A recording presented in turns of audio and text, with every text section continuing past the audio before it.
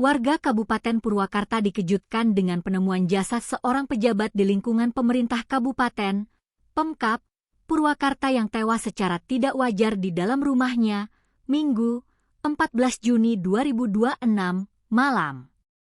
Korban diketahui bernama Yogi Saleh, 40, yang menjabat sebagai Kepala Bidang Pengelolaan Aset Daerah pada Badan Keuangan dan Aset Daerah, BAD, Kabupaten Purwakarta.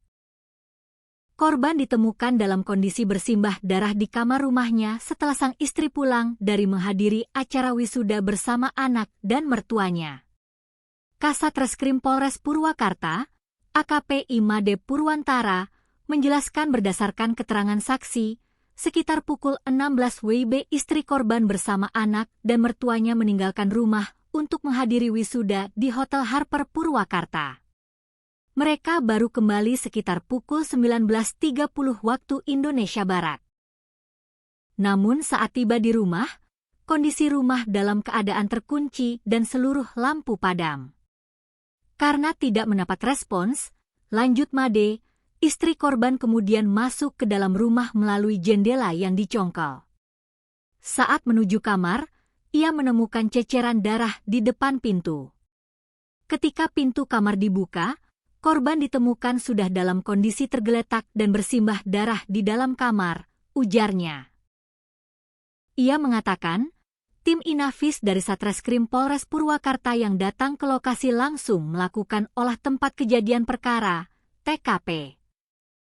Dari hasil pemeriksaan awal, Made mengatakan, polisi menemukan sejumlah barang yang diduga berkaitan dengan kematian korban, di antaranya sebuah tangga, 2 potong kabel yang telah terputus, serta sebuah ikat pinggang. Made menyebutkan, barang-barang tersebut ditemukan di sekitar kamar korban dan diduga sempat digunakan dalam upaya gantung diri. Namun polisi belum dapat menyimpulkan penyebab pasti kematian korban. Ini masih dugaan sementara berdasarkan temuan di lapangan. Kami belum bisa menyimpulkan apakah korban meninggal karena bunuh diri atau tindak pidana, ucap Made. Selain itu, polisi tidak menemukan tanda-tanda kehilangan barang berharga di lokasi kejadian. Dompet, uang tunai, telepon genggam, dan identitas korban masih berada di tempat. Hingga saat ini kami belum menemukan indikasi perampokan maupun tanda-tanda perkelahian di dalam rumah, katanya. Meski demikian, hasil visum sementara menunjukkan adanya sejumlah luka serius pada tubuh korban.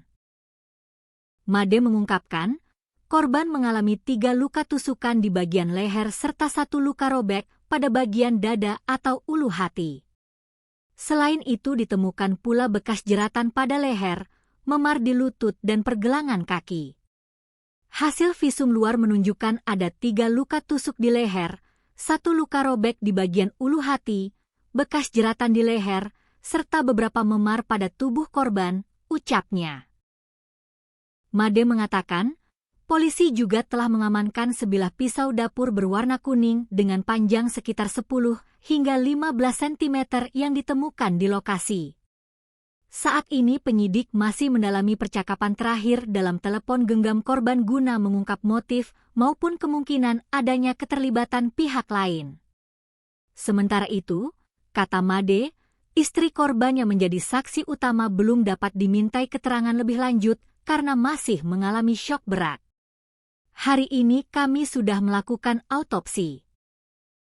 Hasilnya masih menunggu dari tim kedokteran forensik.